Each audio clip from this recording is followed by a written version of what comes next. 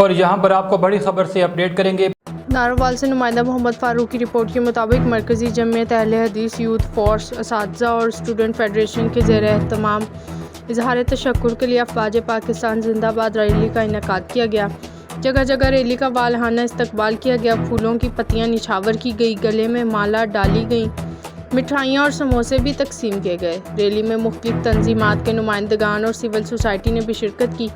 Rally کے شرکاء سے عبدالوحید بٹ نے خطاب کرتے ہوئے کہا، بھارت نے پاکستان کو کمزور سمجھا تھا، افواج پاکستان نے بھارت کو لوہے کے چنے چبوا دیے۔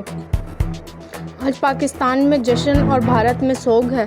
پاک فوج نے دلیرانہ اور مہارت سے بھارت کی بولتی بند کر دی، جس پر افواج پاکستان کی عظمت کو سلام پیش کرتے ہیں۔ آئندہ بھی اگر بھارت نے کوئی حرکت کی تو اسے منہ کی کھانا پڑے گی۔ پاکستان کا بچہ بچہ افواج پاکستان کے ساتھ ہے اور پاکستان کے ایک ایک انچ کی حفاظت کرنا جانتا ہے۔ ہم افواج پاکستان کے شانہ بشانہ ڈٹ کے کھڑے ہیں۔ ہم ملک کی سلامتی اور خود مختاری کے لیے کسی بھی قربانی سے دریغ نہیں کریں گے۔